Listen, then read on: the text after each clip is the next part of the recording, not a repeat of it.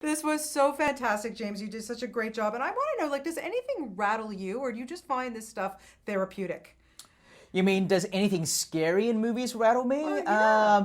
Maybe not so much with the films I make, though they do rattle me during the design stage. When I'm working on the script and I'm designing, the world and creating the set pieces, those do sometimes get into my head and they do freak me out. I gotta say, one of my favorite things about making Fast and Furious 7 is the fact that I can sleep a lot easier at night and not be creep out, around my own home, whenever there's the tiniest little sound.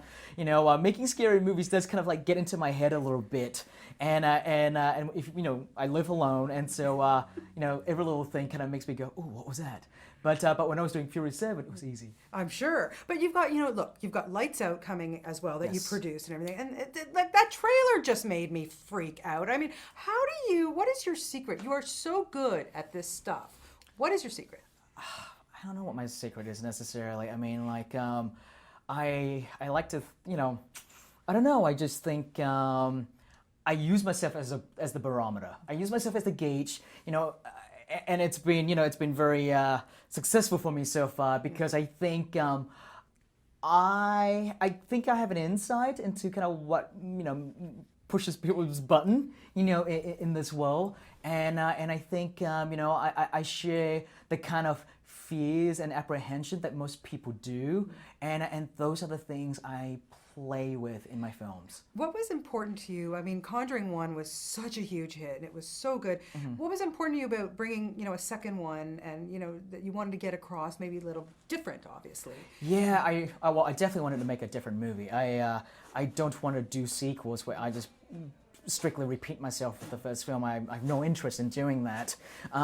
It has to be a different kind of film, and the thematic in this one, and the actual location change really mix things up for me, and so and also in this one, theme wise, we actually play with the oldest sort of skepticism aspect that came with the Enfield case, that came with Amityville, and also that comes with the Warrens, right? And so it's something that I feel like I had to acknowledge in this second movie, and I think it's just, it adds an extra layer to the film. Yeah, your young star, Madison, who plays Janet, is outstanding. And to She's me, amazing. she's the Linda Blair that's creeped me out when I saw The Exorcist. She Right. is so fantastic. I mean, you must have just been like, oh, thank God I found this girl. Yes, when I give points to my casting director for discovering her, she told me that, James, I have the right girl for you, and this young girl is a young Jodie Foster. I was like, wow, those are high praises.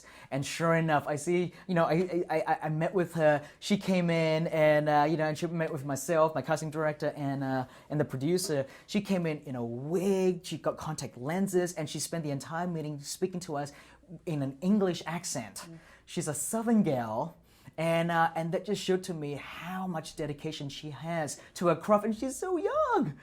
She's so young and inexperienced, but yet she just really took to it, and she's just so gifted. And I think this movie is gonna explode her career outwards. Yeah, you put her through the ringer. And thank you for putting Patrick Wilson back in a scene where he actually sings on.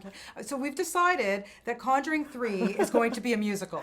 Yes, I think that'd be amazing. I don't know if Patrick told you, but the very first scene when I came back to Conjuring 2 that I came up with was I wanted Patrick to play his guitar and kind of serenade the family that he's trying to help. I don't know why I just came up with that idea, and so and that was the very first scene I thought of. And so I texted Patrick that night, and I go, "Dude, do you know how to play the guitar?" And he texted back saying, "Yeah, I do. Why?" And I said, "You'll find out once you read the script." And I think that's such an important moment. That's one of my favorite scenes in the movie.